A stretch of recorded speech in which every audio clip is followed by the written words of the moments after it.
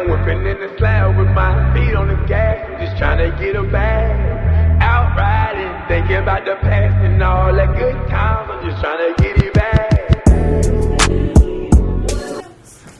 All right, everybody. Welcome back to another episode of Trims and Trauma. We're your hosts, Bria and Corrigan. Welcome back, you guys. Okay, how your week been? I don't know what is in the air, but I'm gonna need everyone to stop fighting. No, it's been okay. There's been a lot. There's been a lot going on. Well, let's get into it. I guess we can start off with the new media that we have started out with for the week. Oh yes. What new music have you been into? Music. I've been listening to the same old thing. I really haven't been. I haven't listened to anything new. I'm still bumping Stories album from last week, so I still been listening to that. We're gonna aim to get that cover out. We want to actually put up pictures of the album whenever we do the call out. So we're gonna work on that and actually put Stories information up. Hopefully in this video, we'll see the whole editing thing. Getting better with that still. But to add to Story, I want to bring up, his name is Mon Revilla. Mon Revilla is actually an Appalachian artist, or he's currently in the Appalachian area. But the song itself, the first one I heard of from him was City on a Hill. And I want to tell you, it's so good. I need to get the whole album and listen to it. But that's, like I said, the first one I really got into. But yeah, he's got a really good backstory too. Or I say backstory like it's D&D. But he came from Liberia. He's Liberian, and he actually moved to America with missionaries during the Civil War that was going on in Liberia at the time. So like he literally was like, instead of becoming a child soldier, I got out, and now he's all about, I want to help heal the world through music. And it really cool story to this guy, and like just go check him out. He's amazing. What about new movies? You see anything new? New movies? What did we watch this week? I have not seen. What did we? Whoa, the Haunted Mansion 2. That's what we watched in here this week. Yeah. That was good, but I feel like you can't beat the original movies. So You never. It's kind of a thing in horror too. You never fuck with the original. Right. Like, I feel like you cannot beat Haunted Mansion, the first one. So I was like, that was cool, but I found myself always comparing it. So I was like, well, I think that's fair. I mean, I think it's good to have a critical eye on a remake or on a sequel or anything like that, because you're looking at the original. That's what it was based off of. Right. I think it's hard. I would not want to be a new director going into a new franchise and making a new film. Like, that just can't. Especially something that's already got such a big following like that. Would not want to do that. It's really hard to remake, like or add on to it. That's like Fast and Furious movies. So many, so many. I haven't seen really any of them past the fourth one, when they killed Lenny the first time. And actually that one holds us, saying that sparked a little something in me. Lenny, literally, so played by Michelle Rodriguez, she got brought back as Lenny, spoiler alert, if you didn't know that, sorry. But because it was so dumb, how they did it, and she got kind of flack for that role, she refused to come back in Way of the Water as her character in that movie, in the first one, because in Avatar she kind of was left with an ambiguous, she could still be alive, she crashed the plane but didn't actually show her die. So I was hopeful that she'd come back and be a Bluey. They took it away from us, and they took it away because she didn't want to have another role where she had a hard to believe resurrection. So I blame Fast and the Furious for not having Michelle Rodriguez in the second Avatar. But yeah, we've seen parts of the 10th one in the shop, and right. Choices were made. I actually like Jason Momoa as the villain, though. Controversial and brave opinion of mine. But he's too likable. He's Right. so likable, even as a villain. Even when he turns it up to 11 in that movie, he's still likable. Too fine. But even he's a big cuddle bear and like a fun personality, and I can't look past that in that role. Right.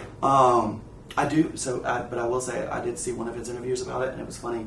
That car, the lavender car that he has in that purple, he picked that color literally to get on his mom's nerves because she can't stand that color. Really? So he was like, "That's gonna be my color." Like I thought that was so funny. The pettiness Yes. is at all times. Which is a quick little jab at like your mother of all people. You know they have a great relationship when they pick on each other like that. That part. So for me, my new movie actually is it's not a new movie as far as when it came out. It's an old movie, but it's a new movie in a series that I'm trying to get all of. I'm still trying to tick off all of my movies from the Ghibli series. Okay.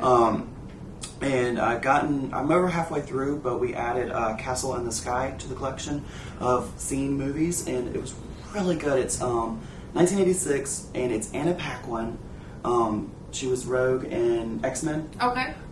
So she was a baby in this, like a child, and James Van Der Beek, who is from Dawson's Creek, also when he was a child. Okay. And Cloris Leachman was in it too.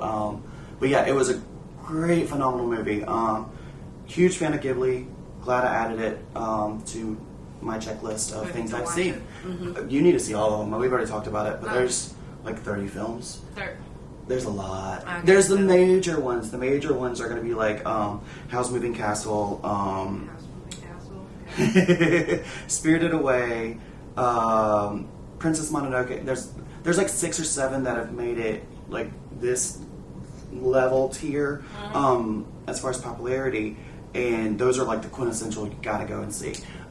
In my opinion, you should see all of them, but I will say what is the one Grave of the Fireflies is the most serious and the most upsetting. It's very, very, very sad.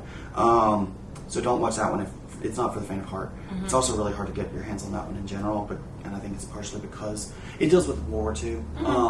Miyazaki, it has a very strong pro-nature, pro-taking care of the planet, and anti-war outlook, and he brings that into his movies, and so expect that when you go into a Ghibli. It's anime meets Disney, but with a very good message in it, usually. Okay. Take care of the planet, take care of the animals, and don't be assholes to each other, which is great. So yeah, books. Have you read any new books? I am. I'm always on the Audible. I finished the Atomic Habits last week, so I did write notes for that to talk about because I love a good book, of course. But on the Atomic Habits, I love that I wrote the notes for it. So like tiny changes makes remarkable results. So I like little bitty changes that you can make in your life that, because habits are so routine or whatever. So you just change little things in your day, make yourself, make stuff easier for yourself. Like instead of putting your, after you eat dinner, you take your dirty plate and you put it in the sink. Go ahead and put it in the dishwasher. Yeah. So, because I'm not washing no dishes, Right. first of all. So instead of letting them pile up, put them in the dishwasher that way. So it's about making smarter habits, smarter changes, so that you're not even having to kind of think about it, because the author, I got to go back and look at the name of the author, but it's Atomic Habits, and he's like, I'm really a lazy person, but I'm a proactive lazy person. So you make it to where you can be lazy. So if you're doing something smart now, you don't have to go back and fix it later. Right. Absolutely. I like that. Yep. Think smarter, not harder. Work smarter, not harder. Work smarter, not harder. Hilariously can be like I've seen it before where they say that like lazy people can come up with some of the best ideas because it's a better way to make me able to be lazy. Right. So the motivation's there. The motivation is let me be lazy. Right. Let me have conveniences. I like that better versus the L word. We like convenience. That's normal. That's why we pay for DoorDash. At 11:11. Breakfast 11:11. I catch it sometimes. I'm not one of the catches that a lot though. It's kind of weird. I catch it like ever since I started working here. Well, it makes me think of a certain person that used to do it every time. So I think I've kind of channeled it out. Because gonna use it for good. I just stopped doing it because when I wiped my slate clean of that person, I wiped it of their habits too. Okay. So maybe that's why. Mm-hmm. Don't know. A different angel number. It's still a good angel number. So feel you on that. Yeah. However, yes, all habits oops. are bad for you. It's all right. Another one I really wanted to talk about was the 4 agreements. I do because I read it last year. It's January, but I read it last year in December. Okay, and it's been very good for me. Like, you got to start fresh every day, but the 4 agreements, you got to go ahead and read them. But I'm gonna give y'all the 4 agreements. First of all, you got to be impeccable with your words. I know sometimes it's very hard to do. Not speak negative, but you gotta be impeccable with your words. So I've been trying to work on that. Number 2, and I don't think I'm in order, but first one, be impeccable with your words. The second one is don't assume, and then don't assume. Don't take anything personal. I think that's number 2. Oof, and then take that one to heart. Very hard for me to do, but don't assume. Don't take anything personal, and then number 4 is do your best. So I've been really trying to do that every single day. In the book, it also tells you, sometimes as humans you're gonna slack off. Yeah. But you can start every day fresh or whatever. So what I've been trying to do is start every day fresh. I know sometimes I get, off track, but you start every day like a new day. So I've been reading those, and I keep that in my brain because I'm a Cancer baby.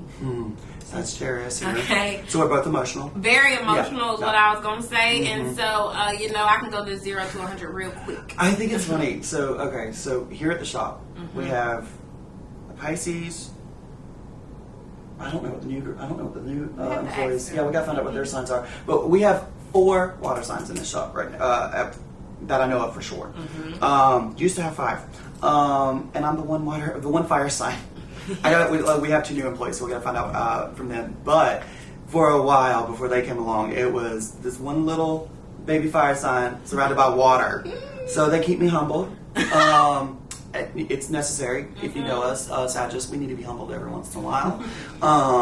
But I will say, I used to give water signs hell for being so. Because you're not dramatic at all. For being so emotional. I swear it's fun. I knew what you were going to say with that. But I have now, over the weekend, because again, Capricorn season apparently brought out my emotions over the weekend. I definitely know what you mean about that 0 to 100 fire sign. We're bad about that. My problem is I like to not get on. I don't address the little things, and that's a problem I still have. It's kind of a trauma thing for me too. My response is to shut down instead of addressing things then and there because I'm afraid that's going to cause conflict. So it's conflict avoidance, and I know that. And I usually do better with it, but I do still try to run from conflict at times. And what usually ends up happening is if I run from it, I end up letting it bottle up and then letting everything out at one time, which is what happened over the weekend. Yeah, the volcano. And so I am holding myself accountable and not doing that anymore. Not taking work home with me. Not taking other people's frustrations home with me. And a big one is addressing what things are getting done in my household versus only focusing on what's not getting done. That's a big one for me. And not taking things personal because I don't know why. I take a lot of things personal. Everything. Well, and the way I look at it is if it is my blood, sweat, and tears going into something, I give care to everything. I try to give care to everything I do. It's hard for me not to take it personal because you're taking time away from my family, you're taking time away from me. I can't help it. But I'm trying to work on it. That's the thing. Holding myself accountable. And don't pro tip, if it's your partner's birthday weekend, have an emotional breakthrough another time. Not the weekend for their birthday. Just don't do it. Just don't do it. Just don't do it. It's all right. But that's okay. We're good. Everything's good. Sex was still great, so we're good. It's not. Yeah. So that was a fun weekend. There I caught myself literally slipping up and letting my emotions from one thing travel to another and come home with me. And normally not big on that. So I still blame you water signs for making my emotions come out, but that's okay. Listen, I did see a dog. We are recording. Yeah, outside we just saw you pop up and got real curious. There is a human over there. And that is Katt again that we hear. In the background, Yes. that's Catherine. Poking around. Yep. Hello? Hello. Add it in. Okay, so you guys, I'm going to the trim. Oh, no, my book. Oh, I'm sorry. Excuse me. I'm sorry. See, humble. They keep me humble. Sorry. Mine. So I'm still. I'm actually in the middle of a series right now. Okay. I am on the 4th, I think, out of 6. Yes, books. Okay. It is Stephen King, one of my favorites. And that's the other thing. I find myself almost never reading for self-help or for. I know. I don't. I've never read a self-help book. What the world? I don't know. I don't know what. You don't need self-help? No, no. I tell you what it is. The rebel in me is going to look at. I fear that the rebel in me is going to look at someone else's advice and say, "Fuck that! I'm going to do the opposite because you're telling me about my life and you're not my dad." Like it's so stupid. But yeah, that's exactly what. You're not my dad. You don't know everything. You can't tell me about my life. And so that's.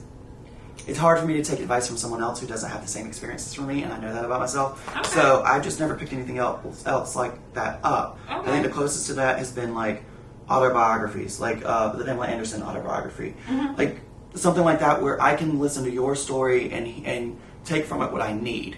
I'm more comfortable in that situation when it comes to nonfiction, as opposed to let me come to you for advice. Okay. I don't know what that says about me. I'm sure you people in the comments will let me know, and that's fine. But I don't actively seek self-help books. Okay. So I go for pure entertainment. And for me, that right now is Stephen King. But anyways, a whole long sentence just to go around and say that I'm in the middle of The Outsider, which is the first book in the Holly Gibney trilogy.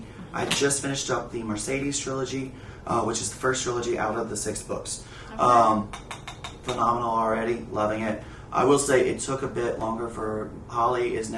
She's moved from the secondary character in the first trilogy to the main character in the current trilogy.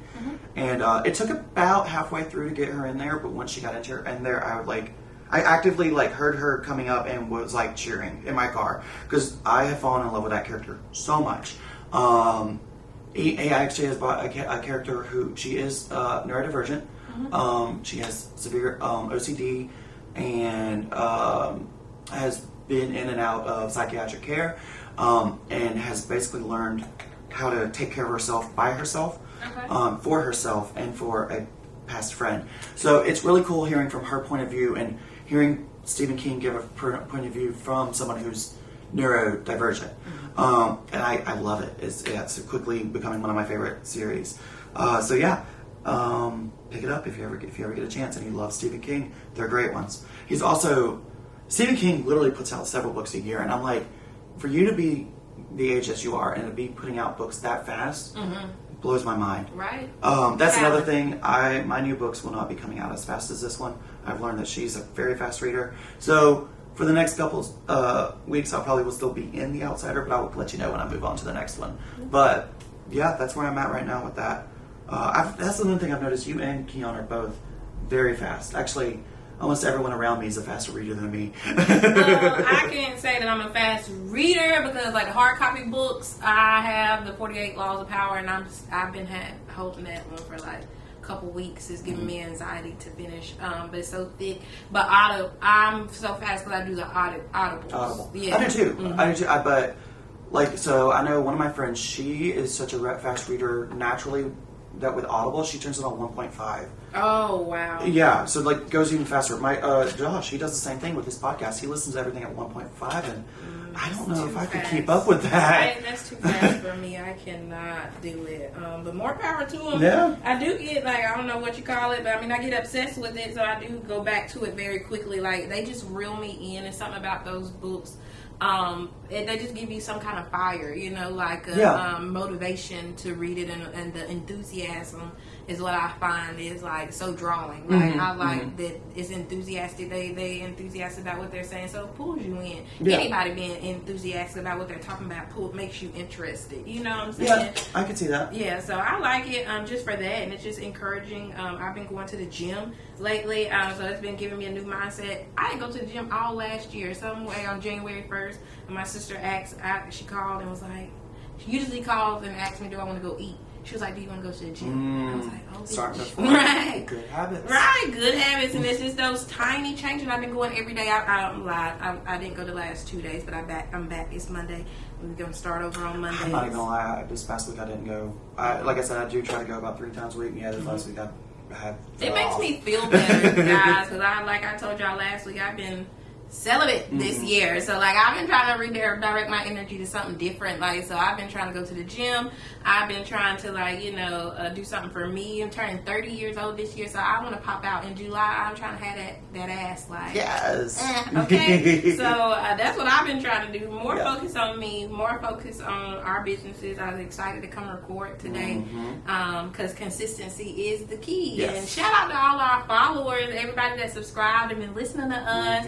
That watched the first episode, that's gonna watch this episode, and I am so excited. Let us know about the audio, because so we tried with my mic last time, and my mic is the one I used. I've done a couple mukbang videos. I've only done a couple because consistency is a problem for me. So this is one thing I'm appreciative of, is having someone else who can keep me on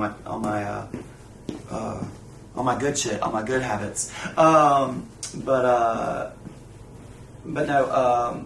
I was thoroughly enjoying coming in this morning too. But yeah, let us know. We're trying the lapel mics, and hopefully the audio's a bit better. Sorry for the scratch in my voice, allergies. But yeah, I kind of like it. It gives me that episode of Friends when Phoebe was sick, and that was the one time she actually sounded good singing. So she tried to stay sick. Okay. Yeah, this is my scratchy voice. This is my what is it? They call it sexy voice. This is my sexy voice. I love the sexy voice. So let's get into the trims this week. Since we are Trends and Trim, I'm trying to do outline and have our topics more honed in, being more specific. Specifically, what we've been listening to in the shop, I think is a big one, because this topic that we chose this week has been talked about in the shop a lot. The topic of this week is comedy and where it's been, where it's going, and where it is right now. I think the big one in that, the obvious one, is the Katt Williams interview. Oh my god! I'm only in the first hour of it still, because apparently I'm taking this as a mini series and listening to it when I can. That first hour though, already, so I've only gotten it to about where he's talking about his childhood, and making it to California and getting up to that. But the first 15 minutes, he emptied the clip. Okay, you guys, he ain't gonna play with you. I love oh my god, how he is so I don't know if you got a PR person, a manager, media manager so that's what I'm curious about. So first of all, let me go ahead and preface this with saying that comedy is not necessarily where I thrive on knowledge, and I'm kind of weird with comedy. I love stand-up comedians. I don't necessarily love comedy movies, so I may not be the best on past, present, and whatever as far as where they have been in their careers. But I will say I loved learning so much more about Katt Williams' career and his upbringing and everything. Same. And I have a new level of respect for him so far. Absolutely. So far, I didn't know that the man was a genius, and I didn't know that he set out on his own so fast, so 14 early. 14 years old, yeah. 12. 12. Yeah. When he was talking about he got in that fight with his dad, oh yeah, holy shit. And I love that he said that too. Yes, there technically now as a law, there was abuse, but no, he fought back. This was not I was just being abused. No, I fought back too, and decided we shouldn't be around each other, and I'm gonna go my way, you go your way. And I mean, at 12, that's a huge thing to take on. Right. He hitchhiked. Yeah. I mean, I took that on at 16, and that was hard as hell. Right. 12? Crazy. You went across states, not just state lines. Yes. Multiple. By yourself with $2,500. He said you got from shoveling snow. No, I think that was. He said he was selling snow. And cutting grass. That's what he said. So he did what he had to do. He hustled, which I never had to do. I got lucky in that with my with how I did things. I had to bite down. I had to bite back until I was about 16. And when I started making my own money, unfortunately through my first job, and was at that time at 16, I was paying most of Randy's bills at that time. My dad, I lived with him, and I was paying his bills for him. Wow. And in our household, it was, you can't talk back to me, you can't talk to me like an adult until you act like an adult. Well, here I am paying your bills. I'm an adult now. Right. As far as our household goes. So I'm going to start talking back the way I want to talk back, because you're going to be just, like, it would be, there was no respect for me, so why should I give you respect? Okay. Because now I've done everything you had for me as a role for your household under your roof. You can't talk to me anyway until you pay your way. Well, by that point, he wasn't taking me to work. I mean, he wasn't taking me to work. He wasn't taking me to school. I had my own rides lined up for that. I paid my own bills. I had my own phone. I had everything that I needed. At 16. At 16. Wow. And he was getting unemployment checks and was spending half of those on recreational things, not bills. So he started depending on me to pay his bills that he wasn't paying. And that's fine and all, but this disrespect thing wasn't going to happen anymore. So it didn't last much longer, and then I started couch surfing and living with friends, and I'd come back here and there, like from 16 to 18, and then, but the week I was able to pay for my own apartment and sign my own lease, I did it, and I got out and never turned back. Like, actually, I lived in my apartment for 2 weeks without power, because it took 2 weeks, because I still had to set up an account for the first time, and it was worth staying in there and taking cold showers. Like, I did. I stayed in my apartment without power for 2 weeks to stay away from him. So you felt related, like, so when you were listening to the Katt Williams interview, you felt like, at least on that level, like him. Right. But also, like, I mean, the way he, at least in the beginning now, the way he presented everything, you're coming out with truths, or your truths, about these people, and my thing is the receipts have to be there. That part. So I can't expect him to be coming out here with all these things, with all of these allegations, with these big names, and it not be something that he can back up. That part, because he emptied the clip. The internet's going to back it up. The internet's going to do its due diligence and be nosy and do all of this research. Somebody's going to be seen as wrong. Somebody's going to be seen as a liar. Absolutely. What was his name? Smiley. Ricky Smiley. Ricky Smiley. Holy shit, he went in on him. He definitely did. He went in on him. I and wrote said, notes. that's a lie, that's a lie, that's a lie. Okay. Cedric, you sold this, you did this. Yep. Steve, you did this, you did this. So my homeless story, I right. was very, like, when they said, because first of all, there's been so many memes, and I'm very interested in reading. I did like that we have this podcast, that it makes me more interested in what's going on in the world, so we can talk about it. You know this isn't over with. Absolutely. You know this isn't over with, because the amount of people who are going to be popping back, who are going to have their sides, because there's their side, your side, and the truth. That part. But I can't wait to see what the internet does with all of this. Because we are some snoopy FBI agents when it comes down to it. It's been 33 million views on that. On that. Yeah. Shay, I love Shay. Okay, so, and that's the thing. So this is what I was talking about. It's like, I didn't know about this podcast. I didn't either. Well, is it a podcast? It's kind of set up as an interview. Shay. He has a podcast. It's like a podcast show. Did you watch it on the YouTube video? On right? the YouTube. Okay. So is it? I wonder if there's already just audio too of the interview, or if that's what he does. I need to find out more about Shay. But, which I wasn't surprised when I got on there. I was like, oh, he does sports. That's why I don't know him. Okay. Yeah. Sports. But I love a man in a suit, okay? I was instantly but it was like in 2 million, like 2 million subscribers already, and like, how have I not heard about this? I used to listen to ESPN every day. Oh, okay. So, because you work at Sports Clips. Exactly. Yeah. So I knew who Shannon Sharp was. Okay. I love a man in a suit, and I love those big arms. So I was so excited when I first seen him on there. I was like, absolutely. I've heard his name. I have heard of Shannon Sharp before, as far as like name, which for me that does mean something. That I've even heard your name, because I really don't do anything sports related. I am a stereotype. Sorry about it. Yeah, we are going to take a minute to break. We have a meeting to do here at work. We will be picking back up in a little bit. Okay. All right, you guys, we are back from our break. Yes. We had a little shit to do, but we are back. Taking a lot of information. Okay. Well, we are back to you guys. What were we talking about? We were literally dead in the middle of the Katt Williams and Shay. Yes. Okay. So we were discussing them. I am about like an hour in. Yeah. I can't wait to actually finish it, and get into everything else. Because apparently, like, I've heard he brings up Illuminati. Does he? I've heard that in the meeting. That's why I want to see it for myself. Yeah, I want to see everything for myself. But where I'm at right now, he's been talking about his childhood, and they did say something about Illuminati. How he eventually made his way to California. by the time he was about 18. Because that was the thing. He said that he did not start out like a regular comedian. Like, he was so good at everything that... and I kind of can relate to this because I was one of those where there was no clear cut, this is what you're good at. You're good at... Like, your grades were always good at everything. Like, there was no strong suit for me. And so... it was hard for me to choose, and then like I wanted to go something down like the artistic route, and because my grades were good in like math, history, all that shit, like everyone's like, well, why don't you do this? Why don't you do this? Well, but this is for me.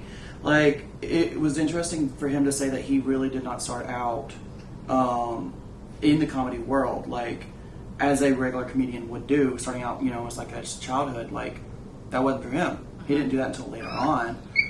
Oh. You can't be interrupting the show, Onyx. This is Onyx. This is Nessie's baby. We are going to find him his daddy. That part. Because you are so cute.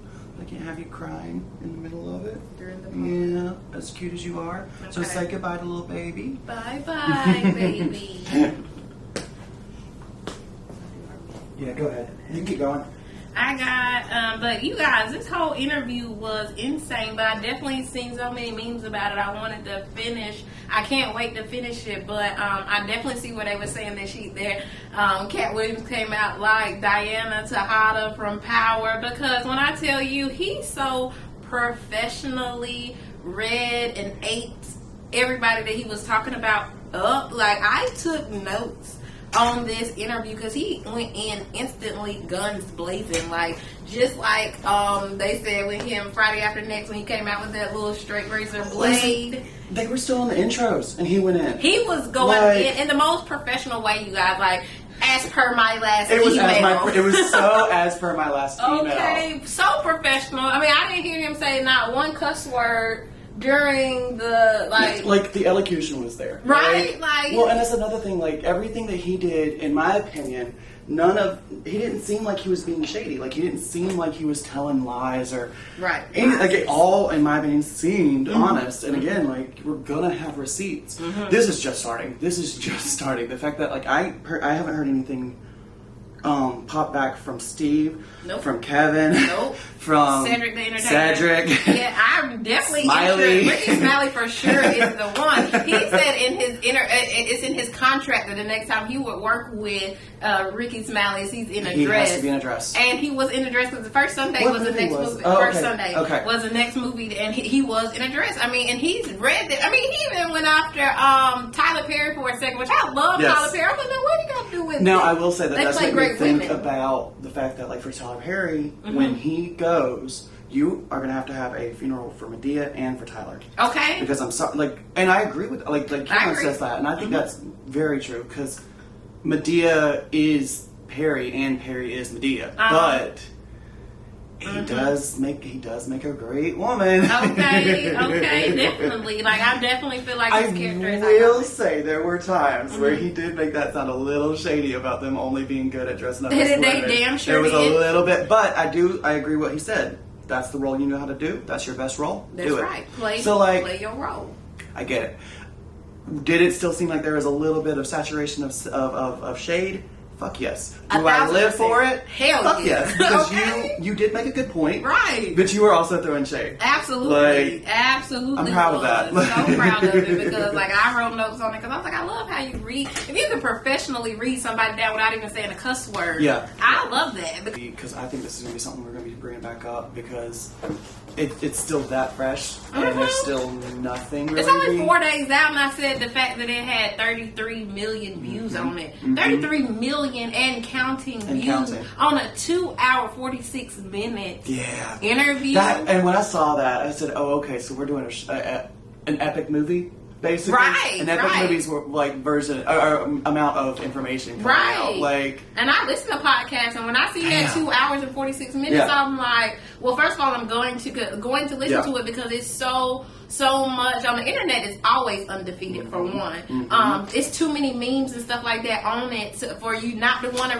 The memes that have been coming out from it. Okay, because I'm telling you, like I said before you walked off with that Diana Tejada, like he definitely. You didn't watch Power. She's on the Tariq's Power Book. I don't remember what his one is called, but she's on that one, and she's the one that her character is like she's gonna get the information. She has she's the she has that information, but she don't speak until you ask her or whatever. When I tell you, like, Katt Williams the same way, like he ain't said you ain't never heard none of this, but then we sat down with Shannon Short. Let me tell you something. Well, and that's the thing, because he talked about, like, the allegations of him being a drug addict.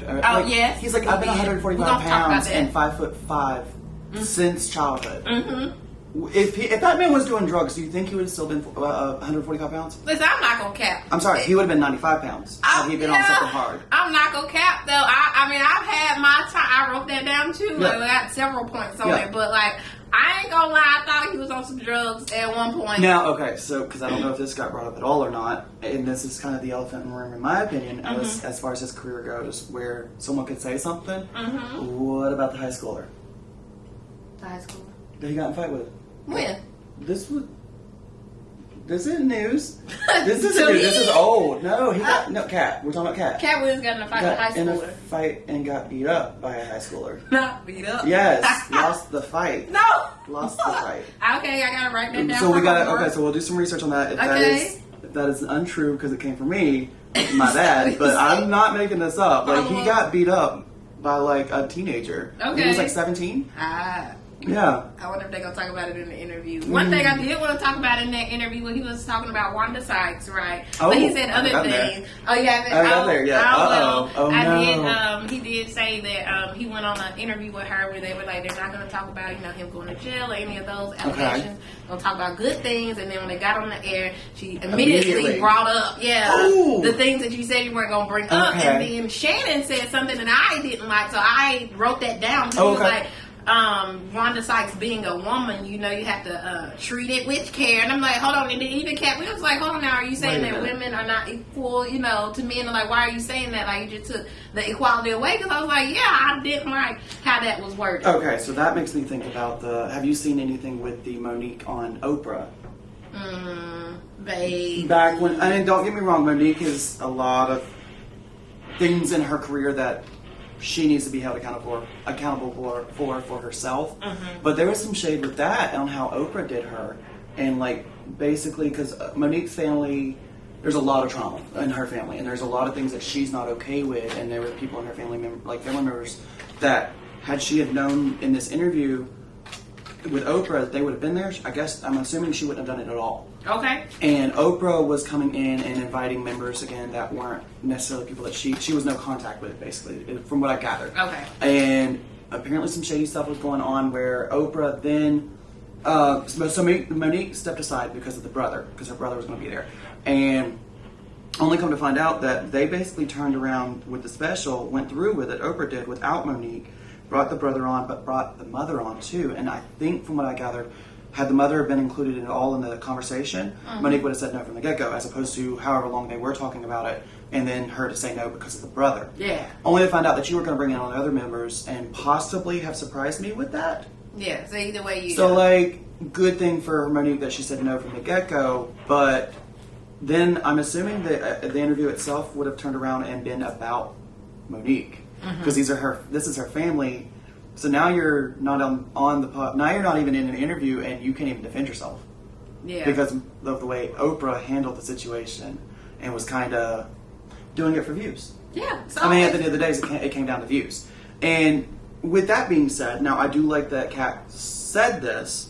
He's not selling anything right now. He's not doing this to sell and market anything. Like now, if in the next week or two he's like, I got a new Netflix. It's going to look fishy. But again, it's the internet. People are going to do their due diligence because we're nosy and become FBI agents, basically. That part. If there's lies, they're going to be found. That part. The internet's not going to let anything So die. like the boldness to go on that platform and do that. Right. Because it's a platform. So we'll see. We'll see what comes out with that, because that's going to be, like I said, that's going to take up. And we started out 2024 with this. Coming in hot. Between that, did you see the New Jersey judge get tackled by the guy? Hell yeah. Like 2024 is ma'am, you bobbed when you should have weaved. You should have saw him coming. Like, you didn't see. Look up, first of all, man, because I would have leaned over to the side. lie. I've seen judges actually dip, like, and I'm like, gonna like dip, it's we big, dip, like, you dip, she baby. did not, but. Now, I could have punched you. Like, I mean, I love how I he's see- like, I'm not a violent person. That's Oh, hilarious. you gave me prison time. Like, I love it. oh, I mean, you're not violent. Got I it. watched it too many times over. I Like, just wonder how much longer he got added to his sentence. a lot. I because think he got you like fully- several more. You fully attacked a judge. Like, Absolutely did. biting the hand that feeds you fully. Like, you know what? Before you judge me, let me go ahead and add to that. That's what he said. But yeah, it. so that, and then 2024 also with Gypsy Rose Blanchard. Yes. I've seen a little bit of her social media and everything, and she just seems so sweet. Like, well, no, I hope that stays. I hope that the internet doesn't get a hold of her and tear things up. I'm glad she's out. Like, that's just where I'm at, because the mother really fucked her up. Yeah. And it Not her fault. is one of those, well, I mean, she took accountability. Obviously, she did her time and everything. I love but that word. Accountability. Yeah. A lot more people need to use that word and live by that word. Okay. But anyways, but no, I'm glad. I'm looking forward to seeing what she brings out, because I know she already has the book deal coming out, but it's from her perspective on the situation, not going through moment by moment on the crime itself, but more about her introspection on everything she's learned in the past 8.5 years.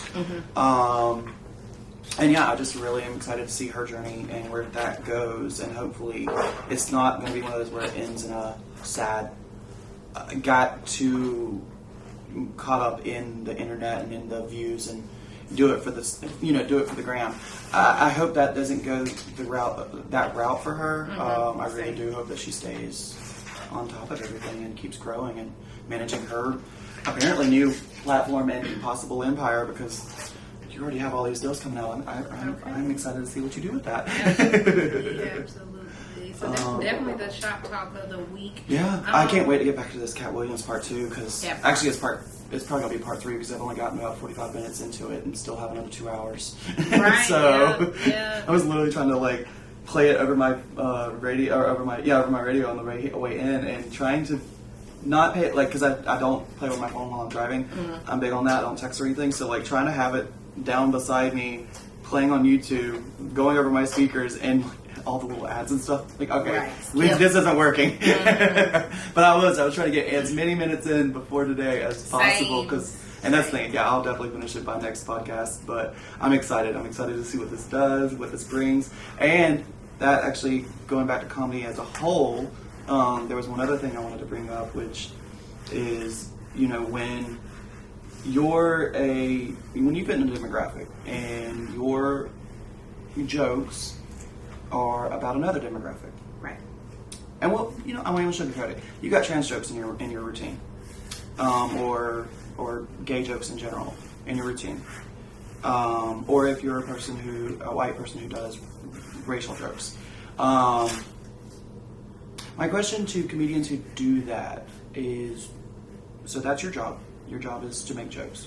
When you're not doing your job and you're in your day-to-day life, what do you do for the communities that you use in your comedy? Again, if you talk about trans people, and that's a big part of your routine, what do you do for them outside of that job? Because you make money off of them, and you do. When your jokes are catered to them, you're making money off of them being the butt of your jokes. And not saying that makes you a bad person, just asking, what do you do outside of that job?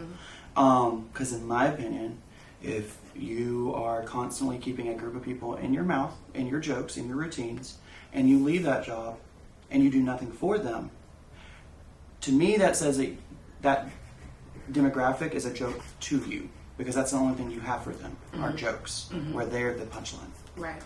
If that's all you have for them, then I think it's okay for that demographic to turn around and look at you as a comedian as a joke.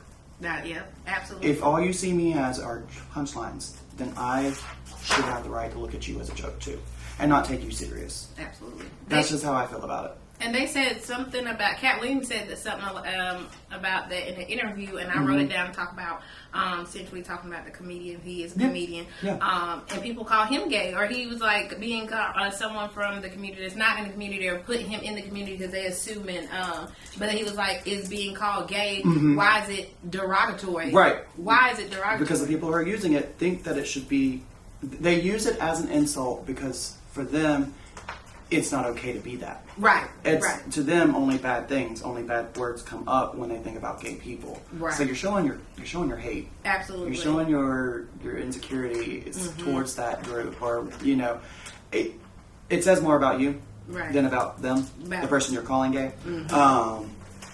And that was another thing Katt said. There is never a funny time to bring in a rape joke. Right, rape jokes are not funny. Right, I love that. I did like how he changed and it was the role too. Yeah, well, as I was saying, it had nothing to do with about people seeing him gay, nothing like that. There's never a funny time for a man to be raped by another man. And you don't have to put that in there to be funny. Like, why is that funny? Right, and why does it have to be a black man being raped in a movie for it to be seen as funny? Like, I like that he said that. He said that we can leave that out and it still be twice as funny. Yep, and even it was funnier. even funnier because he really did, and I love that he got out of it. Right, because I love that too, because you don't have to do that. Right.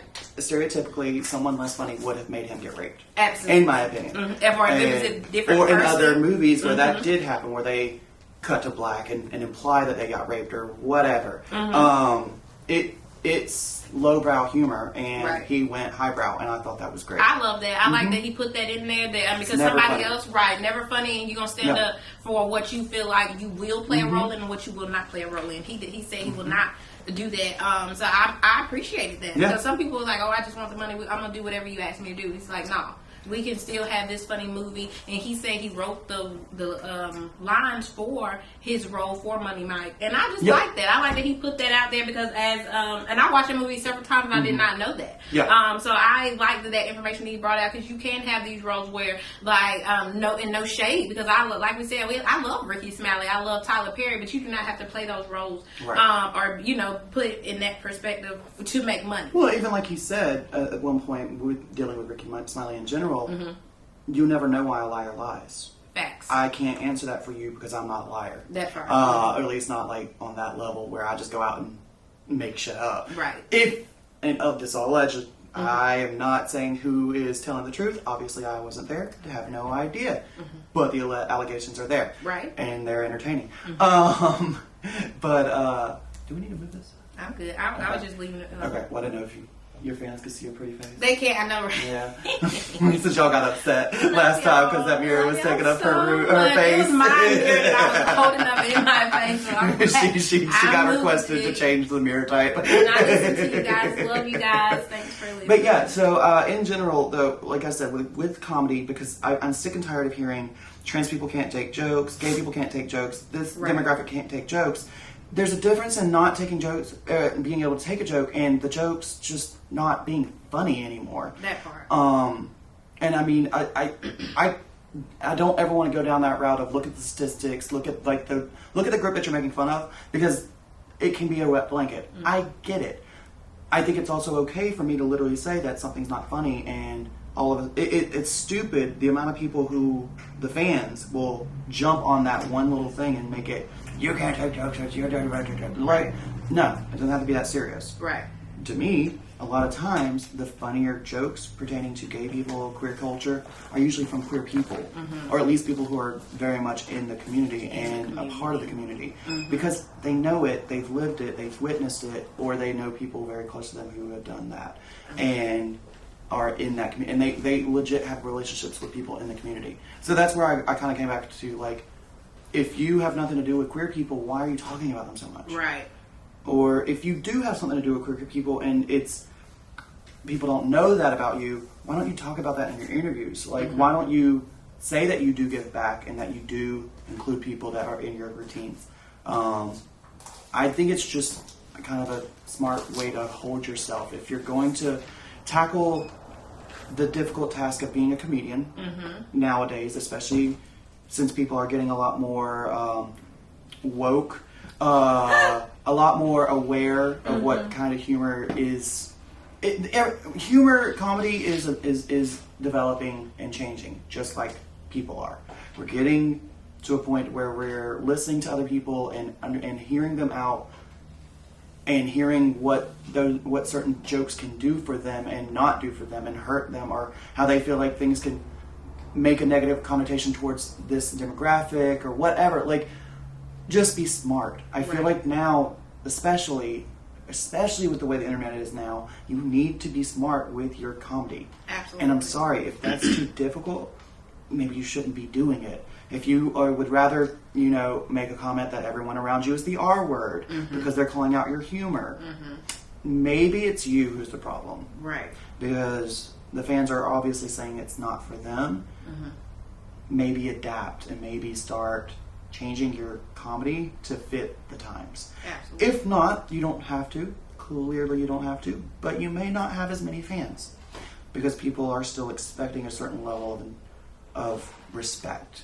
And I just think that I think you should be well versed on something before you start talking about it, especially to the internet and especially to the masses. Absolutely. I'm the first one to say if I'm not knowledgeable on something, this is my opinion coming from the fact that I don't have a lot of knowledge. I'll be the first one to call myself on that because I think it's accountability. Accountability. I love that. I think that's going to be the word of the week. The word of the day is this. The word of the day, word of the week. Accountability. Get you some. Is this our Pee Wee Herman name word of the day? Yes, we can do that. R.I.P. R.I.P. Pee Wee. Because I just love that word. I mean, I feel like not enough people do it, and it you just have to be. And accountability is in the book that I've been reading, the 12-week year. It's ownership. It's not people think about accountability and they think consequences. It's not consequences. It's ownership. Own your shit. Right. Okay. Yeah. That's I said what I said. I said what I said. And you said it. Yeah. At least own up to it. Yes. Right. At least own up to it. So absolutely, word of the week. We can start doing that. Every week if we might, but definitely this week the word of the week is accountability. Yeah. Absolutely, I love that. Get your shit in order.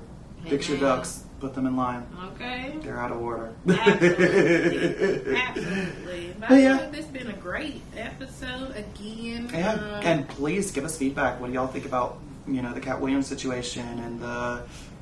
Have y'all listened to it? Yeah. Let us and know where what the you world think. of comedy is right now. Right. And what do you think about trans jokes? Right.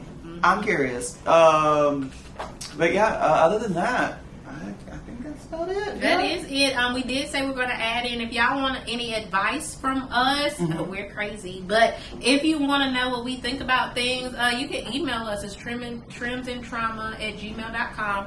We might add like an advice segment for it, or if there's any topics that come up during the week that you want to hear us talk about, send them to us. Send them to the email. We will read them. I love seeing the comments. Thank you guys to all of our subscribers that subscribed last week. That's going to subscribe this week.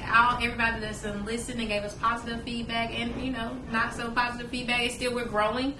So we're going to get there. So I appreciate it. Who do I need to be? Nobody yet. Nobody yet. But check the comments. Kidding. But follow us on Instagram. We are definitely growing. This is the second episode. So you can follow us on Instagram at Trims and Trauma. And then mine is Bria Shanique. What are you going to say? Possible guest speaker as of Absolutely, as of next week. We won't tell you just who yet, mainly because we got to figure out who it is. We do already have one guest speaker who wants to come on. Yeah.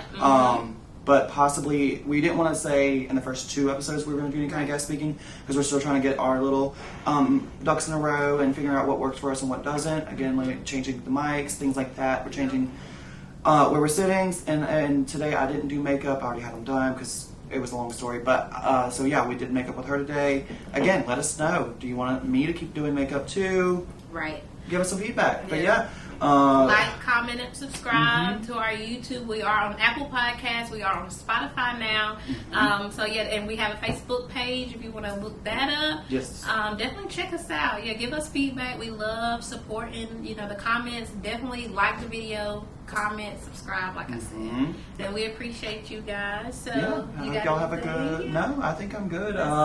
I should be getting the reels up, the shorts up on my YouTube channel soon. I think as of right now that's just Corrigan Quinn.